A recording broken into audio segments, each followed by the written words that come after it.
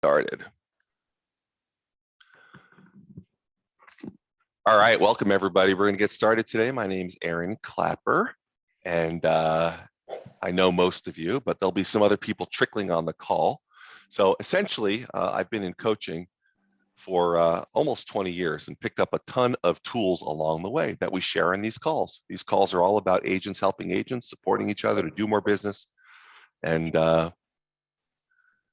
that's what we're going to discuss. So today we're going to continue on lead follow-up. We left off last week with lead follow-up. We'll finish up today's points on lead follow-up, and then after that, we're going to get into pre-qualifying. So, what's that? Oh, I thought he was talking to me. All right, so lead follow-up. Why is that important? The reason why it's important, because not every lead you talk to just turns immediately into an appointment, right? In fact, over 70% of the business that we do is a direct result of lead follow-up. So we have to become good at lead follow-up.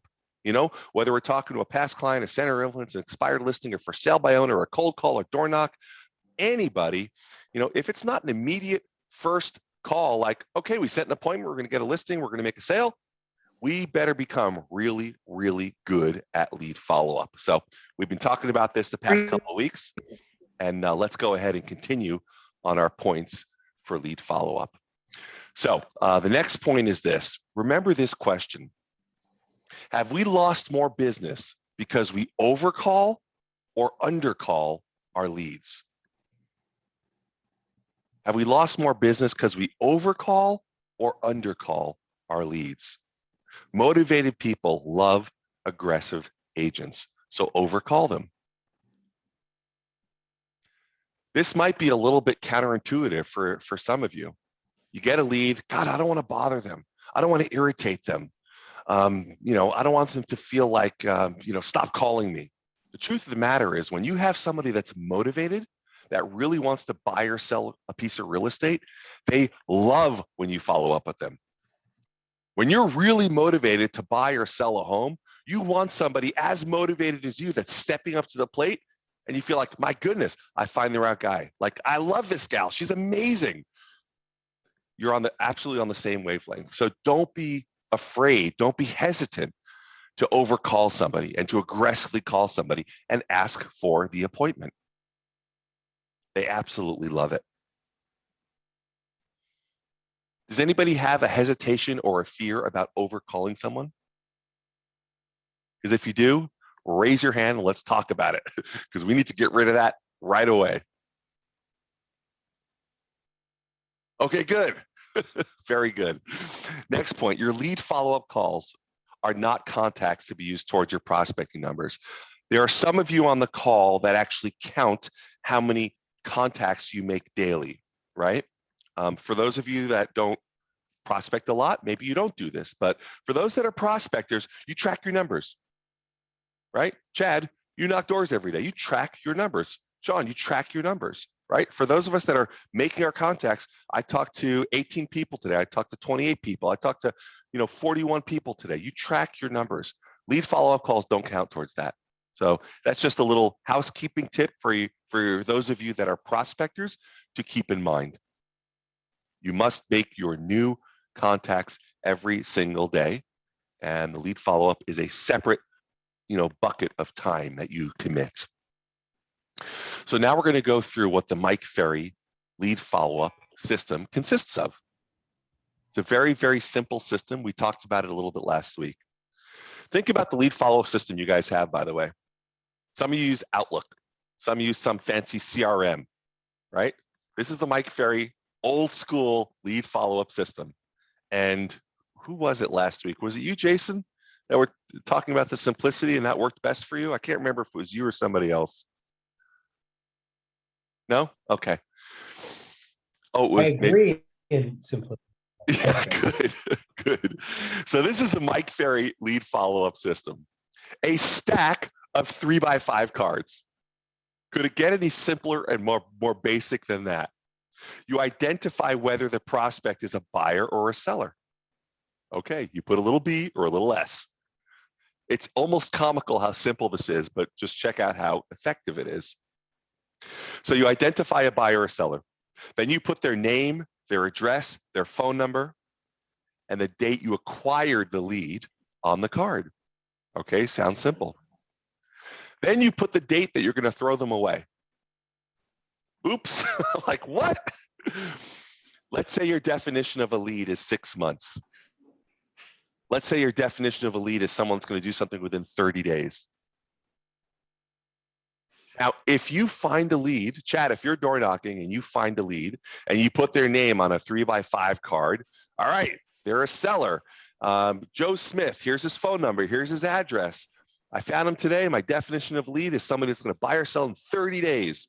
Today's the 19th. All right, good. So today's 4/19. On 5/19, I'm throwing them in the trash. What kind of lead follow-up are you going to be doing over the next 30 days? Because you know you got 30 days to convert that person. Otherwise, they're going in the trash. It raises your level of intensity. Kind of cool. Now, do you have to throw them out? No. I mean, you can call a lead anything you want. You want it to be 6 months? Make it 6 months. But the point is that when you're creating a level of urgency in your lead follow-up, you do it better, you do it stronger, you do it more effectively. There must be some urgency when you're following up with these leads. That's the reason why Mike Ferry says, have a expiration date on that lead. He wants to create some urgency. And really what it allows you to do is stay focused on the people that have to do something now. The last point for lead follow-up is maybe one of the most important ones, and it's really just the script that you use for lead follow-up, okay? So this is how you do, you guys have your own way of lead follow-up, but I like to always defer to the Mike Ferry system because it's such a basic, such a simple, such an elementary system of doing business that you can build upon it, but it's a great basis to start from. So when you guys have a lead, think about how you do your lead follow-up. You know, you kind of just check in. Oh, I'm just checking in. How are things going? Just wanted to check in. Everyone uses that, checking in. Here's Mike Ferry's script. You still need to buy a home? Can we set an appointment for this week? Do you still need to sell your home? Right? You met somebody at the door. Do you still need to sell your home? We met last week at the door. Can we set an appointment for this week? Simple, basic, direct. That's really the system when it comes to lead follow-up. We're going to continue on now to pre-qualifying, but let's just, before we wrap up with lead follow-up, I know we only spent so far a couple of minutes today, but we've been working on this for now a couple of weeks. Are there any questions or concerns that you guys have around lead follow-up that we can kind of bring to the floor before we move to the next subject?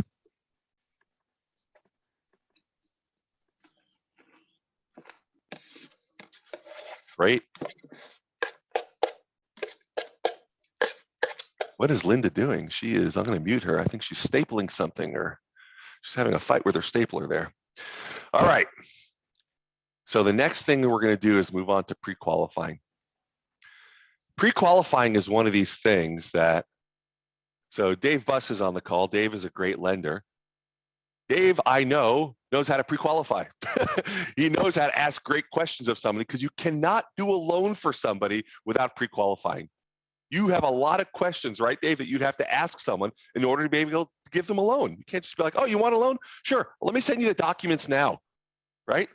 And it can save you a lot of time because there are a lot of people, more than you would think, running around, you know, saying, I want to buy a $2 million house, and they have no hope to qualify for $1.5 million loan. It's important to actually, for you as agents, to save yourself the time, because I've had agents, call me and say, hey, I've showed this guy 15 properties, and spent 2 full days or 3 full days, and then they'll get on the phone with me, and I'll have to call the agent and say, there's no way, unless they've got a family member or something that's going to sign with them. They can't do this on their own.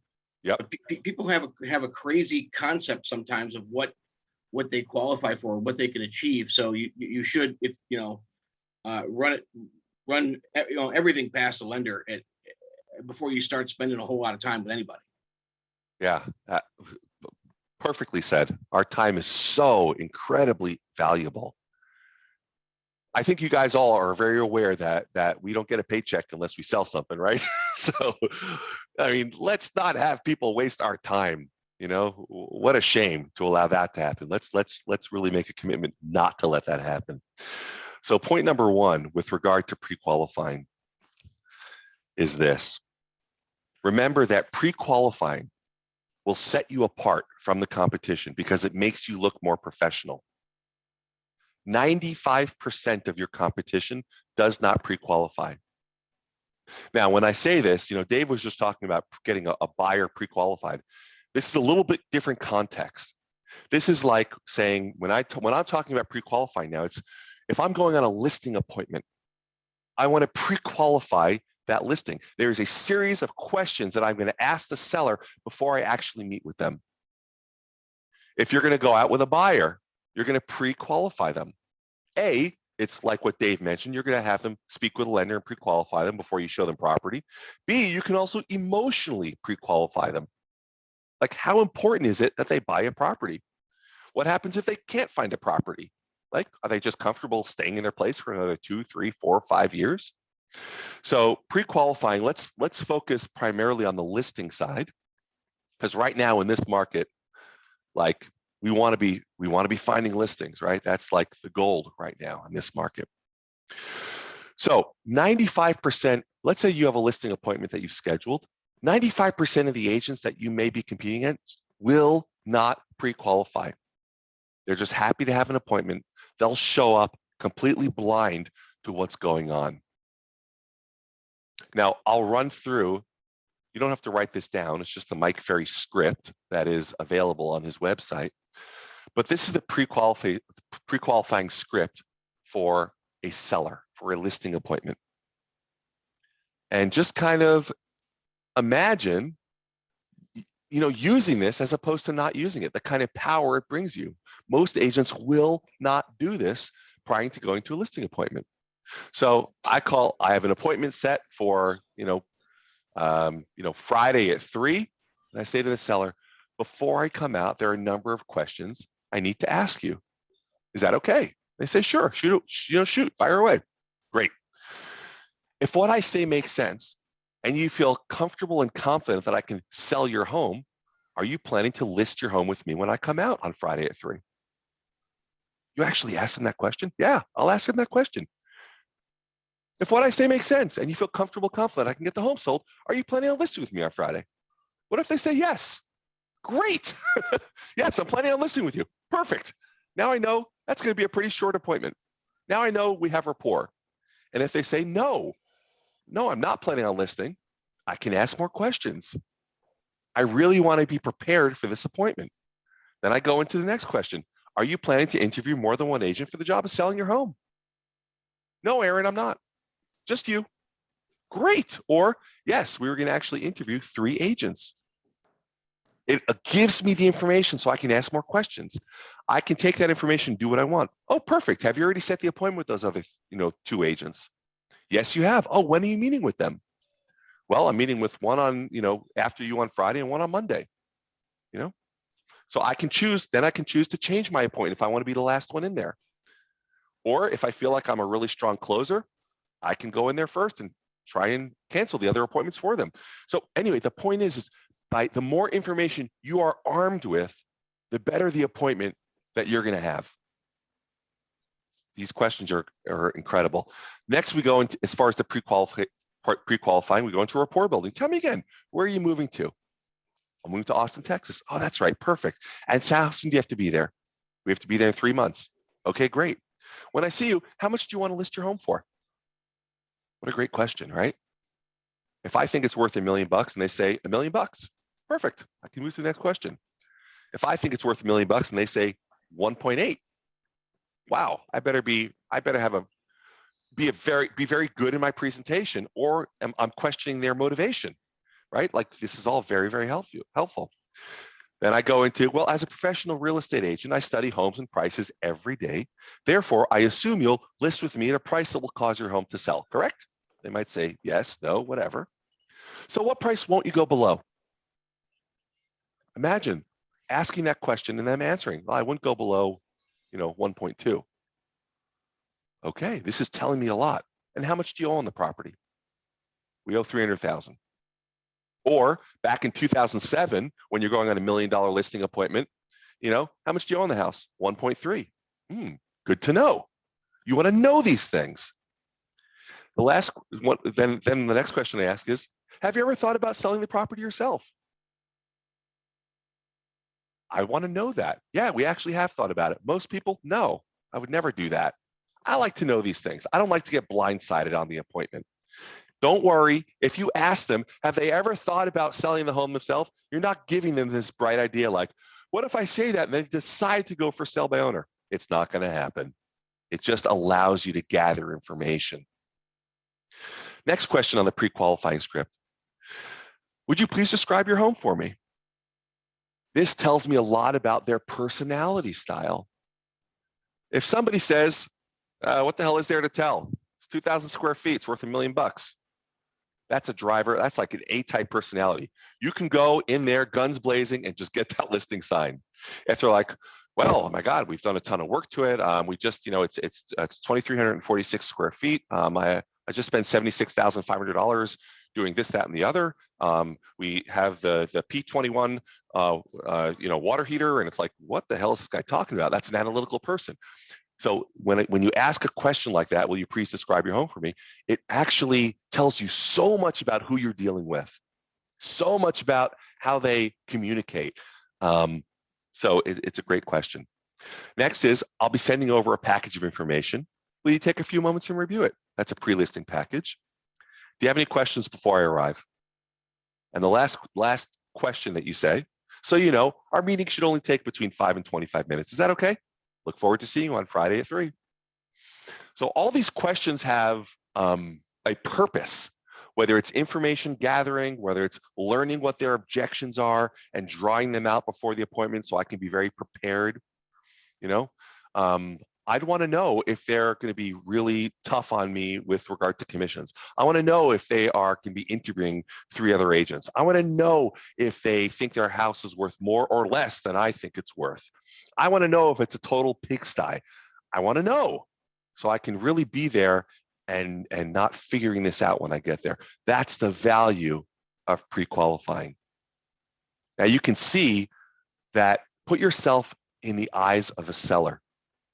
And you have an agent on the other end of the line that's asking you this level of questioning. And then you have another agent that you're interviewing, and they say, great, see you on Friday. I'll be there at 5. I'm already, or you're already, if you're asking a lot of these questions, you're already separating yourself as a professional. You're putting yourself at a way higher level. Guess what, guys? All professions pre-qualify. When I say all, I mean many others. When you go to the doctor, you have a pain in your back. You show up at the doctor's office, show up, you sign in, I'm here to see doc. Oh, come right in. We're gonna get you right into the operating room. Whoa, hold on a second, guys. No. Who pre-qualifies you first? The nurse. Come in this room, the nurse shows up, blood pressure, this, that, questions. Where are you having the pain? How long have you been having it? Where did it start? Does it radiate? Which side? Like, there's pre-qualification. Then the doctor comes in and does a further pre-qualification. More questions, more questions, more questions. How about an attorney? You go sit down with an attorney. What do? Questions, questions, questions, questions. I would not feel comfortable, and I don't think you would either, showing up to an attorney's office that just says, let's sue. You're like, well, you don't even know what I'm here for. Like, I'm out of here, dude. You show up at a doctor's office. First thing you walk in, here's some medication. I didn't even tell you what's wrong with me. That's like what most agents do. So when you actually take your time and acknowledge the prospect with some level of pre-qualifying, it totally sets you apart. Point number 2 on pre-qualifying. That was kind of a long point number 1. Thanks for bearing with me. By the way, if anybody has any questions along the way, just chime in, do a virtual hand raise, this kind of hand raise, or just start talking, right? And we'll direct the conversation any way that you need to. So point number 2, have your lender pre-qualify every buyer from a financial standpoint, and you will pre-qualify regarding their home and their motivation. So like Dave was saying earlier, every buyer, does every mean 50%? No, every means every buyer, every buyer. Your brother or sister or mother or son, depending on how old you are, wants to buy a property. Are you going to get them pre-qualified with a lender before you start showing them places? Absolutely. It is how you give excellent service to your prospect, to your client. And then you're going to further pre-qualify them as to questions about, where they want to be. I think Ed Kaminsky said it in one of our meetings, the 3 W's. Where do you want to go? Why do you want to, what's important about that? Why?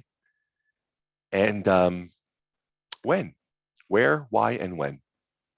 So by really drilling down that, not only do you have a better idea on how you're going to support this person and help this person, but how do you think they feel?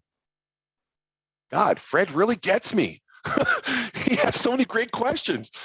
I talked to some other agent. They were just trying to sell me some weird condo somewhere. I didn't even want a damn condo. Fred was like, he gets it. This guy's good. That's what they're thinking, right? So just questions are just an exceptional way to really elevate the sales process. Next point, look for people who have to sell versus those who simply want to sell. Again, we're catering this towards sellers right now. So look for people that have to sell rather than people that simply want to sell. While you're pre-qualifying, the have to sell would mean that they need a bigger home, a smaller home, a divorce, financial issues, relocation, growing the family, the kids are now gone. Those are have to sells. So I know that, who was it? I don't know if it was Sean or Chad or Mark, somebody was mentioning they were door knocking and someone's like, I'll sell it when, what was it? It was, someone was going to buy, I'll wait till the market goes down. Let me wait till the market's going to crash. When the market crashes, I'll buy. That's not a have to. How about, I just got a job relocation. I'm moving to Austin, Texas. I have to sell. My wife is pregnant with quadruplets, right? We live in a 1-bedroom condo. We have to buy, right? My kids are out of the house. I've got a 5-bedroom house. We can't clean it anymore. We have to sell, and we can't really afford it. We got to pay for college. So those have tos. In fact, maybe do this exercise, guys. Think about your last few transactions. Think about the last 2 or 3 or 5 or 10. And when you have some time, write them all down. Write down 123 Main Street, 544 Primrose, and think about their motivation. Why did they buy? Why did they sell? What was their motivation? Was it a want to, or was it a have to? I think you'll find the overwhelming majority of the time, I'm looking at my board right here, my listing and escrow board. Every one of those people is a have to. One lady, she inherited a property. She doesn't want to rent it out. She has to sell. The next one, their mom passed away. They inherited a property also. They have to sell. Another guy relocating has to sell. Got another one. Mom passed away. I don't know why. I have a lot of people that have passed away. Interesting. I never even looked at it. But if you think about your own book of business, you're going to find that people move, they transact real estate because of these big life changes.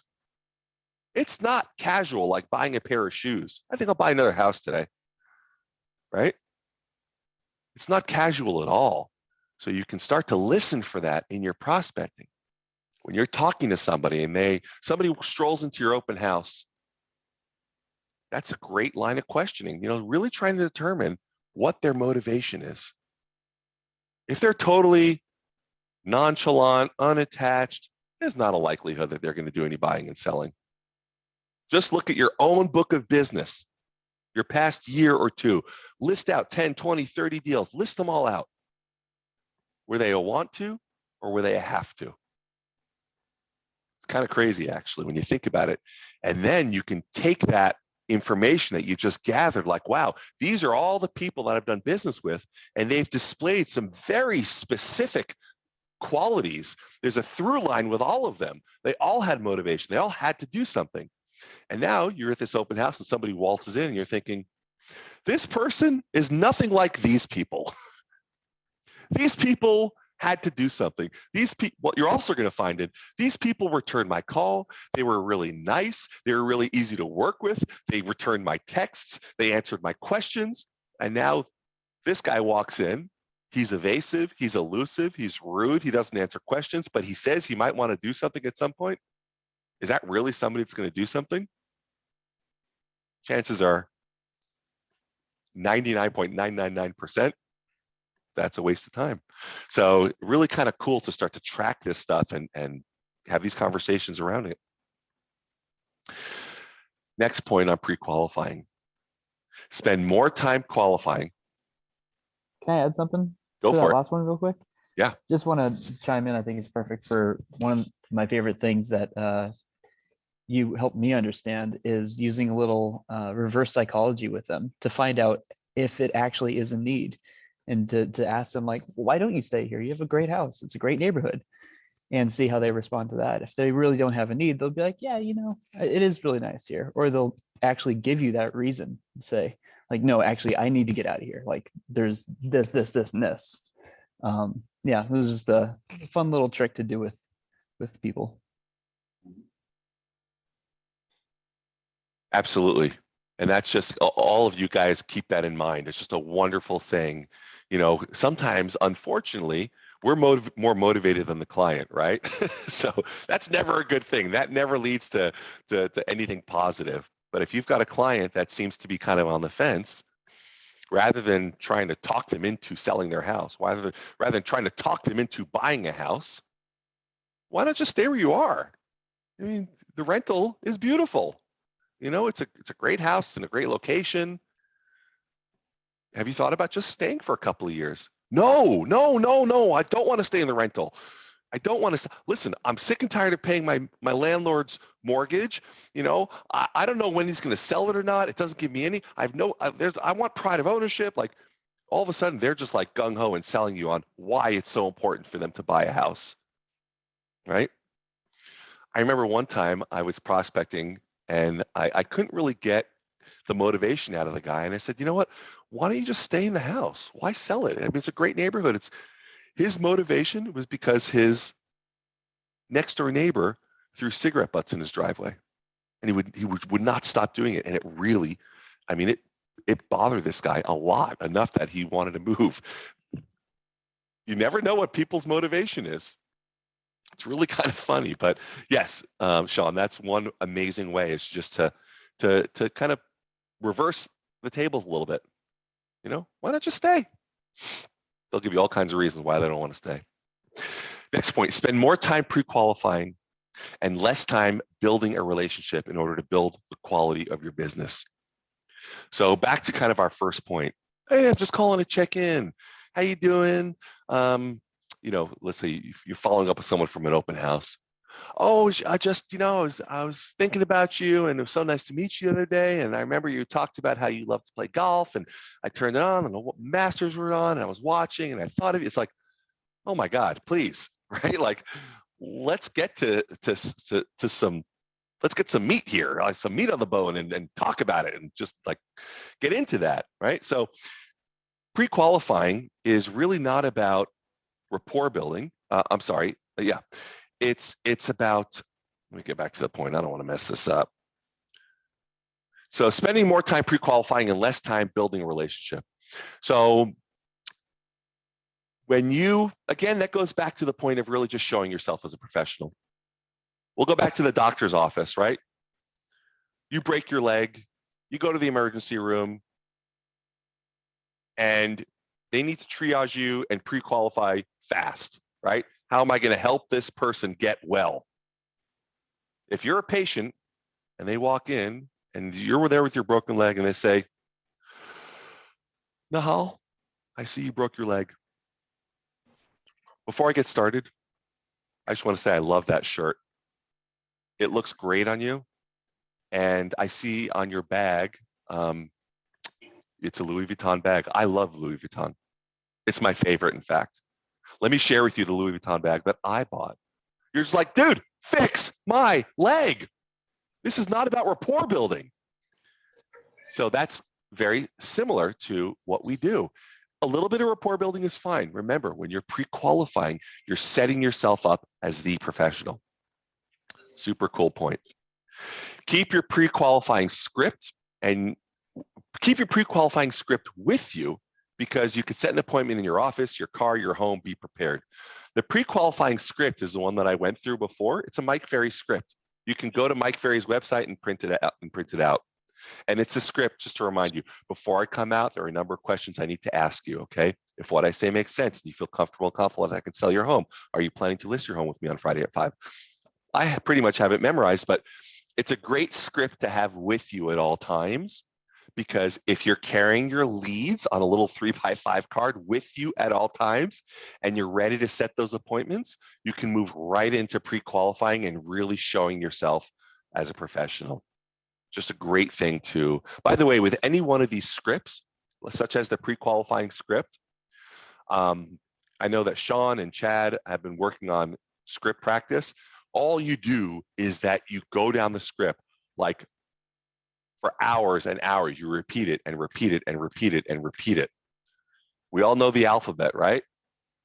We've repeated it so many darn times. We can say it with our eyes closed, without even thinking about it. You can shake somebody, wake them up at 3 o'clock in the morning, recite the alphabet, A, B, C. You just know it. You've done it so many times. So any script, if you want to really learn it, just repeat it again and again and again and again. But that's one that you would consider keeping with you at all times. So we're going to end on this point, which is Mike Ferry's rules on pre-qualifying, okay? And there's only 2 of them. The first one is you pre-qualify 100% of your prospects, no exceptions. And he wants us to use 100% of the questions. So 100% of the time, you're, sorry, my phone's going. So use 100% of the questions, 100% of the time. That's point A. Point B is, if you do have a staff, if you do have an assistant, it's actually sometimes easier to have them do the pre-qualifying questions for you rather than yourself. There are some questions that we might be afraid to ask, right? So like, like Nahal, if you wanted, you could use Mo, your husband, for this, right? Hi, this is Mo. I'm calling on behalf of Nahal. I work with Nahal. She, has an appointment scheduled, and she's so excited to see you on Friday at 3. There's a couple of questions she wanted me to ask you. You can do that if you have an assistant or something like that. If you don't, do it yourself. But I always ask these questions, and I find that the ones that I'm most scared to ask are usually the ones that give me the most positive result. It was really hard for me to learn how to say, if what I say makes sense and you feel comfortable and confident that I can sell your home, are you planning to list your home with me when I come out on Friday at 3? That was hard for me to learn how to say that, until people started saying, yeah, I'm planning on doing that. So Ashley, can we get that script from you? Absolutely. It's on Mike Ferry's website. That's going to be the easiest way. But if you go to mikeferry.com, and there's Sean. Thank you, Sean. Just click there in the chat. All the scripts are free. They are really direct, oh, Matt, you guys are crushing it. Thank you. They're really direct scripts. Mike Ferry's approach is he's like this old school, just direct sales. Not a lot of fanfare. If you want to build upon that and add your own flavor to them, that's fine. But there's a wonderful simplicity to these scripts that if you memorize them, if you internalize them, they just become part of your verbiage while doing business. And even if you just take, one script for a week and just practice it for a week, it starts to like come out of you in the most unexpected of situations. Really, really cool. All right, let's stop there for pre-qualifying, and let's get into just opening up the floor. This is not just questions about specifically pre-qualifying. Let's talk about anything that's on your mind, whether it's prospecting, follow-up, appointments, mindset, schedule. Let's hear it. What challenges, if anything, you guys dealing with? Hi, Aaron. This is Linda. Hey, Linda.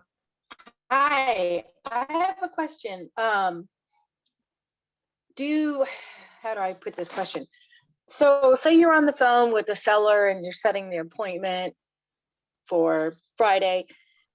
Can you go into the pre-qual script at that time, or is it better to call back another day and do the pre-quals? I would do it right then and there. Oh, And okay, great. the reason is this, because anything that could be done, if we can avoid more follow-up, you're just creating more work for yourself. That's the first reason. Second reason is that you already have them on the phone. You already have rapport. And you can say, hey, listen, do you have another couple of minutes? There's a few questions I want to ask you so I can be better prepared for the appointment. And they say, sure, no problem. Great. So if what I say makes sense and you feel comfortable and confident that I can get your home sold, are you planning to actually list your home with me when I come out on Friday at 3?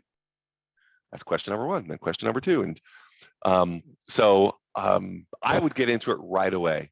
Now, if the phone call is kind of dwindling, they're like, oh my God, you know what? I got to get my son from school. It's like, hold on, don't get your son from school. I have a few more questions I want to ask you. Obviously, I'm not going to do that.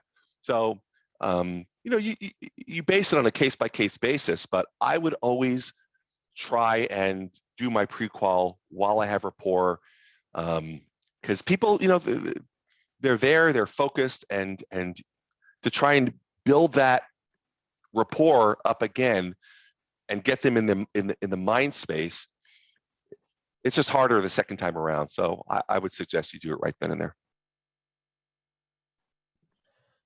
And Aaron, many times people are like, no, we're interviewing with others, and I can't promise that to you. Great. So you still go, or you know that and you still go and see, just then hopefully you'll get a second chance, or no. So I mean, there's a lot of things you could do with that. You could say, great, Nahal, I appreciate you being honest with me. That's super helpful. So let me ask you a question. If I come in and make a presentation and you have 2 other appointments scheduled behind me, right? So I would probably first ask, do you have other appointments scheduled yet? Yes, Okay. definitely, yeah. Great. So you and I are planning to meet on Yeah. Friday at 3. Are the other appointments happening before Friday or after Friday? One before, one after. Okay, one before and one after. So obviously I'm going to do a lot of preparation for our appointment. If you meet with the person before Friday and they just blow you away, are you going to just list with them, or are you absolutely going to meet with the other 2 agents? Tell me about kind of your decision-making process so I can understand. Yeah, I would absolutely want to meet with other agents. Okay, so no matter what, you really want to get 3 opinions before you'll make a decision. Yes. Perfect. Well, I think so. You know what we should probably do is this. A lot of people find that my presentation is so vastly different. I mean, like night and day from other people's presentation. It'd probably be more helpful for you to hear the other 2 presentations first and then hear mine last. Mm-hmm. I find that that's the best way I can really give you the best value. So when is the appointment after me scheduled for? For next week, like Monday next week. Monday afternoon? Yes. Okay. At what time? 5. 5 o'clock. Okay. So why don't we do this? Let's cancel our appointment for Friday. Do you want to do it? Is it going to be too late to do it after that? Like at 6? Let's say Monday 7. We can meet at 7 after. You want to meet at 7 o'clock on Yes. Monday? Okay, Mhm. perfect. Let's do that then. I think you'll really appreciate that. And then that's what I'll do. Because I want to identify. Some people are like, listen, if they blow me away, do I want to meet with more realtors? No. It's like, you know what? Let me get in there first then. Because I think you're going to find that my presentation is, Sure. I mean, we sell more than anybody around here, or my company sells more than anybody around here. You'll be blown Because away. we're- I mean, yeah, because we're confident. Yeah, that has a higher So, chance of getting done. more questions, and then I determine. It doesn't scare me that they want to interview agents. In fact, I'll really lean into that. I'm saying that's great. I'm glad you are. If anything, that'll just really exemplify how we do things so vastly differently than other agents. So I'm Yeah. looking forward to it. And all of a sudden they're like, all right, she's confident. That's what people want. They want Yes. confidence. Yes. Yeah. Okay. Thank you. All right, you bet. What else? Who else has a challenge, an issue?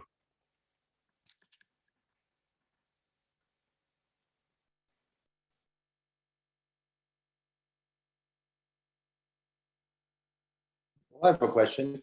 Yeah. If you think I mean, I don't think I'm there yet, but if you were somebody who wanted to be the first appointment and also close that appointment, how is it that you encourage the seller to then cancel those other appointments and just go with you and let's finish this up and get it going? Like, how would that go? Yeah. So I've only, if I was to kind of, I'm very amiable in my personality. So I'm not like a hard closer, right? But I've done it before, just to like get out of my comfort zone. And I've closed and got the signature. Because I also know that if I'm in the first one in and there's other people coming behind me, as soon as I walk out that door without a signature, my chances of getting it just dramatically drop, right? So you can at the end so the closing, a lot of times you don't need a fancy close. The close is just the ending to a great presentation. If you give a great presentation, then many times the close is just like, all right, good. Let's go ahead and sign the contract, shall we? It's like, okay, yeah, let's do it. So, I would say something like, at the end of my presentation, great. Now, all we need to do now is simply sign the contract so I can help you get what you want in the time you want. Won't that be great? Let's go ahead and sign it. And they say, whoa, hold on. We got other agents we're doing. Oh my gosh, I didn't know that. Like maybe I didn't ask that question, right? That's why I pre-qualify. Great. Okay, so you're planning on interviewing agents. Let's just kind of review what we covered today. So we discussed the price of 1.3 million. Sounds like you were totally in agreement, Fred, with that price, correct? Saying yes. Okay, great. And we discussed the commission at 5%, and you understand that that's okay too. You feel totally comfortable with that, right? Right. Okay, perfect. And we do a 6-month contract. That's our standard. So what have I not covered? Because normally, Fred, at this time in the presentation, we just sign the contract and we get started. We hit the ground running. So what haven't we covered? Share with me what we haven't covered, and we'll go ahead and cover it now. Fair enough? Well, I guess I'm just thinking about that maybe one of the other agents is able to market in a certain way that you might not be able to. So, I still would like to hear what they have to say. And tell me more about that. When you say marketing, what does that kind of mean to you? Well, I'm not a realtor, so I don't know, but I just think that maybe it's due diligence to hear 3 people, Right. Yeah.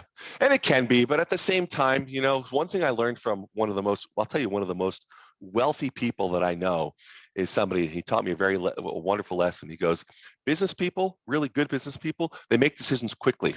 Now, I'm not saying to make a decision improperly, but ultimately we agree on the commission, we agree on the price. Fred, I've got just one simple question. Do you believe I can sell your home? Yeah, I do. Terrific. So do I. Let's go ahead and get started. Would you like to sign the contract today? All right, let's do it. Yeah. And even if he said, no, I'm really not comfortable signing that, I can still keep going. You can still do that. Tell me, what are you not comfortable about? Let's talk about this, Fred. Well, I just don't know. I want to sleep on it. Okay, Fred. Well, I totally appreciate that. Why don't we do this? Why don't we sign the contract now and you can sleep on it tonight? And then tomorrow, if you're not comfortable, just let me know and I'll tear up the contract. But if you're comfortable, then I'll go ahead and hit the ground running. We don't have to waste your time for another appointment. No, I still need more time. I'm not ready. Just you keep going. Okay, Fred. Listen, let me kind of share a scenario with me, and I'll share. I want to share with you, Fred, why I'm so like professionally enthusiastic in these moments. Imagine you've listed your property with me.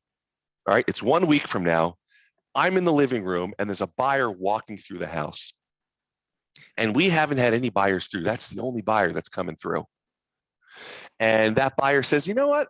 I think I'm going to sleep on it. Do you, Fred, want me to just say to the buyer, no problem, take time, go ahead, think about it, and you let me know if you want the house? Or do you want me to more aggressively really sell this buyer on buying your house? And not only that, but paying a big number for it. Do you want a more active agent or do you want a passive agent? What are you looking for, Fred, in an agent? Definitely active. So really what I'd like to do is start right now displaying to you just how active I'm going to be for you as your agent. Fair enough? Mhm. So I'm going to ask you again, Fred, let's go ahead and sign the contract. Sound good? Sounds great. So it's like there's objection handlers that you can use, but really it's just, there's like Fred, forgive me, forgive my professional enthusiasm, but I just can't leave here without signing a contract. I know that there's nobody on this earth that's going to do a better job for you, Fred. I just feel that way in my heart, and I can't wait to get started.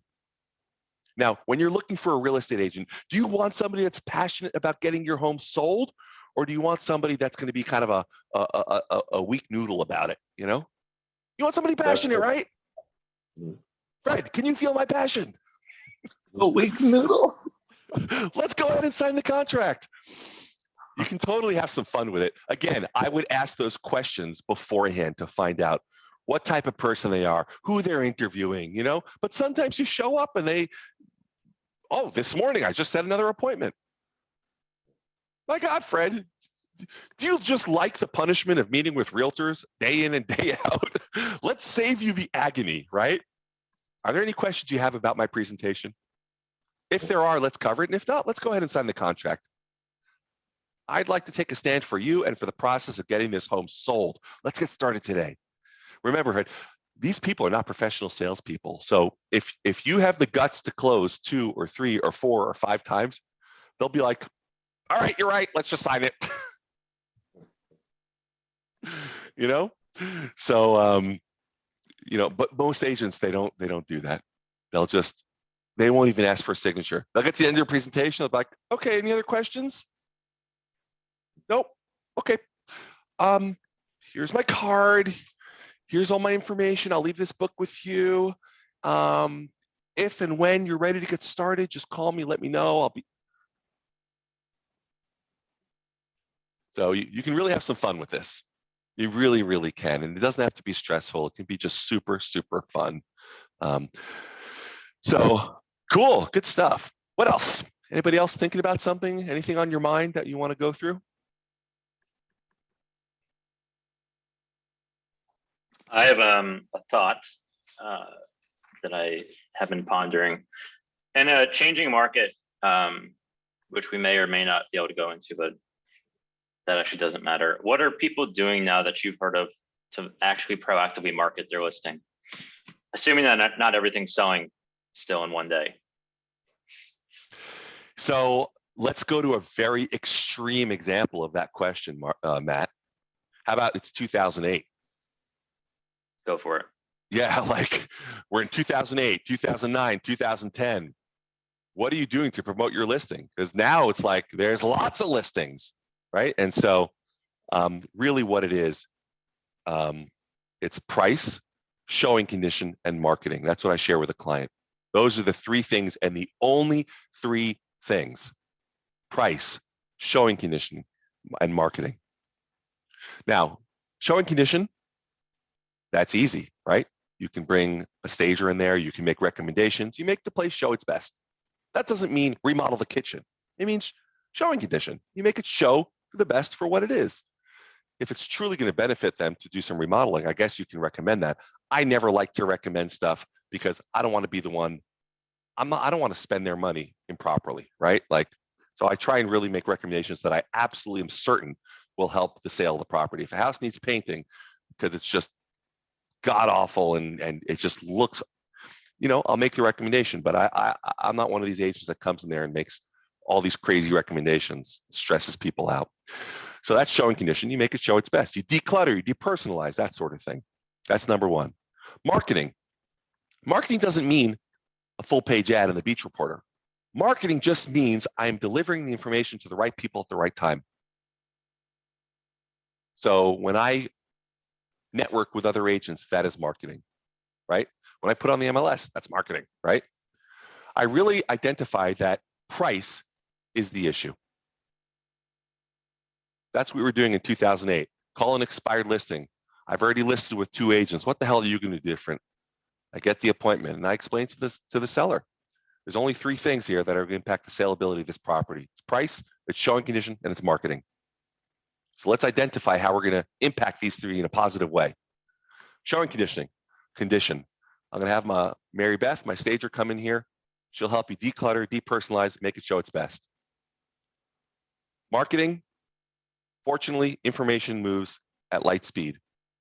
It's not about putting an ad in the paper anymore. It's not about sending out 1,000 mailers. 95% of the sales have an agent on the other side of the deal. What do? I market to those agents. That's what I do. Now, how do I market to those agents, by the way, in parentheses? I put it on the MLS, right? That's marketing to those agents. So the only thing left once we have the price, the showing condition and the marketing in place is price. Price is the only issue. Now, in 2008, 2009, it was a very simple conversation. Guys, I'm going to be very brutally honest with you because every month we're losing 1% of value on your home. That means your $1 million house is going down by $10,000 every single month. There are 47 homes comparable to yours on the market right now. You need to be in the number 1 or 2 spot if you want to get sold. I understand you believe it's worth $1 million, and it was in the past, but there's 12 homes between 900 and 950,000 that are absolutely comparable to yours. I'm going to recommend that you list the house at $869,000. Would you like to get started and list your property with me today? Holy shit, are you kidding? 869? Like, it's all price. Guess what? If they're motivated, they list it at that price and we get it sold. And they're really happy they did that. So it's a different kind of a presentation. But to answer your question right now, Matt, I would say it's just solely price. You want to get good at marketing your properties, get good at sharing the specific price, your pricing presentation with your sellers about how to price it right on the money so that it gets sold. Do you find that conversation is more around price, marketing, and showing condition is way more important in your experience than doing extra things in your marketing presentation to try to fluff it up? Yes. I do zero fluff. Okay. Just Like a real zero. script on that conversation, get that down. In fact, I love when they're looking for fluff, because they know that the fluff is just fluff. So I don't even discuss it. My listing presentation, we don't talk about what we're going to do to get the home sold, really. We bring out the CMA and we talk numbers. And we talk about price, showing condition, and marketing. That's what we discuss. It's not, we're going to put it on 18 different websites. We're going to do this. My company does all this international relocation. I break it down to a very simple approach that a 5-year-old can understand, right? Well, this is a $10 million property. We want this advertised in the LA Times. We think the buyer's going to come from China. We think they're going to come from the Middle East. Really? Okay. So you're a wealthy person. You're very successful. Let's say you want to buy a ski house in Vail. Are you going to look in the LA Times for that ski house? Or are you going to get on an airplane, go to Vail, find a local agent, and buy a home? This is no different. You want to buy a place in the south of France? Are you going to check, I don't know, some publication? You're going to get on a plane, you're going to go there, you're going to find a local agent. You're going to call a local agent. That's what buyers do. That's exactly what buyers do. So really, the people that we want to be marketing to, Matt, Mr. Seller, is our local agent community. There is no more effective way. I'm not going to come in here and tell you a bunch of BS like other agents do, that I advertise in the LA Times and I advertise on some luxury website that's going to hit people in China, because it's just not going to get your property sold. Would you prefer to have an agent that's going to lie to you or just be brutally honest? What's better for you? So not only are you being truthful, you're also saving yourself a lot of money. So you're not taking out the damn ads because they really don't work. We all know that. Anyway, that's my 2 cents. Perfect.